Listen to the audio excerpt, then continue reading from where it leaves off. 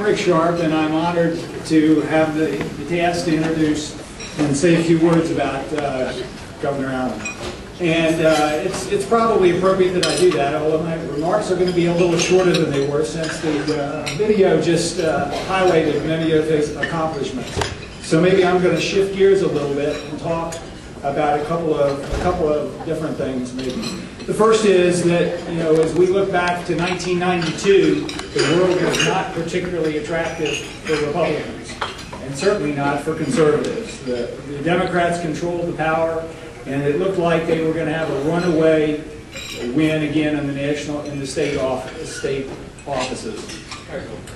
And I remember in July that year, I met with George and made what then was considered a significant contribution to his election. And if he was given the odds against him, he was having trouble raising money, but I was encouraged by his views about the free enterprise system and limited government. And so we made a contribution, and some others chipped in, and as we know, the reports of his failure to be elected were highly suspect, and he did come through and win and started all of the great programs that you saw there today on this video. So let me talk about one particular moment. I co-chaired his transition team, and we knew from the very beginning that this was a man that was looking for quality in his people and for commitment to the principles. And it made it a little bit more difficult for us to fill the staff, the jobs that we needed to fill. But when George signed off on one, we knew we had one that was ready to go and would perform at a great level. I also accompanied him to an education conference that was held at IBM shortly after he became governor. And this is in the era where we were beginning to talk about standards of learning and testing and trying to put some accountability into the school system. And I think 49 of the 50 governors were at this conference, and there was, as you can imagine, there was a divergence of views about how these programs should be developed and what should happen. And I distinctly remember it was 3:30 a.m. that night when we finally concluded negotiations. And the governor would not leave until he got a program that he thought was effective. And that really did come to the the forerunner of the standards of learning, which I think, and I think everybody agrees now, has been a terrific program. I testified before the legislature on this on his legislation when he proposed it, and one of the legislators from Hampton Roads said, "Well, if we do this, couldn't it point out that some schools aren't doing very well?" I said, "Well, yes, but wouldn't you like to know that?" But she wasn't convinced. So again, George has had a terrific career, and again, it's been highlighted here. For the last 2 years, he's been serving as the Reagan-Rance Presidential Scholar for the Young American Foundation. I can't think of anyone that could do a better job of espousing Ronald Reagan's values and thoughts than Governor George Allen.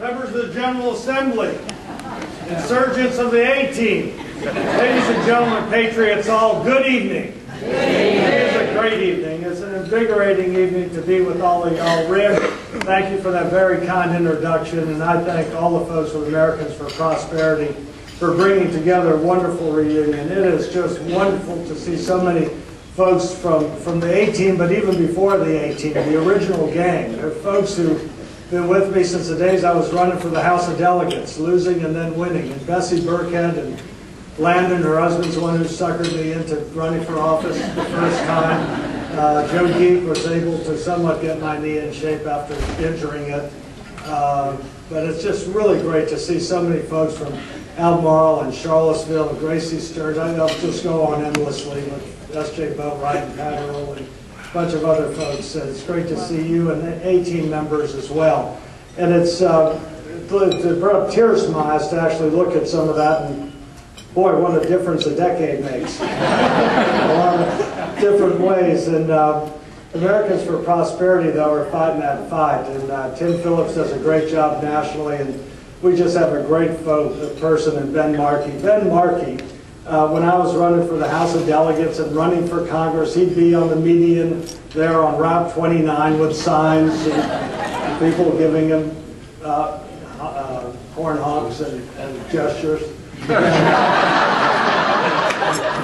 a nice way of saying it, but you know, you look back on that, and that A-team, that original gang, were a bunch of audacious rabble-rousers. And a lot of those things, I was talking to Paul Harris back here, I said, yeah, he's pushing for welfare reform in the legislature, Susan was saying, and Terry Hawkins talking about criminal justice reforms. Well, when I was in the legislature, yeah, I'd introduce it year after year after year, and they get killed year after year after year.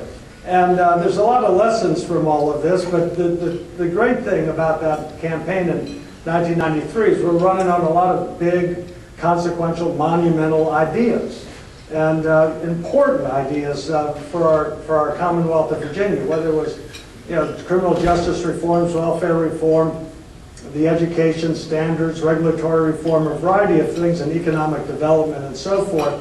And no one ever accomplishes anything alone. First and foremost, I could not have gotten anything done without my love of my life, the best person in my life, always my first lady, wonderful Tiffany.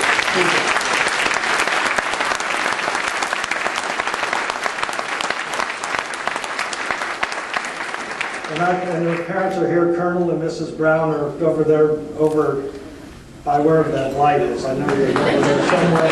Thank you all for all your help and support. It was special guy. Colonel Brown had 2 tours of duty in Vietnam, but one of the wonderful guys when we were running in 1993 with no money, and you know, to remember what that campaign was like. There was a guy named Walt Smith. He was a bombardier in World War II.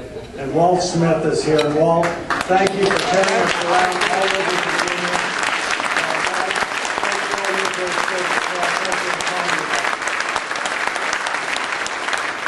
We did have also a great team, great cabinet secretaries, agency heads. Some of them are here today and this evening. And it's just really, I know Betsy's here, and Frank Atkinson, Mike Thomas, and maybe others. Anybody who is here who was Cabinet Secretary, agency head on a board or commission, stand up, because you're part of that, all these successes.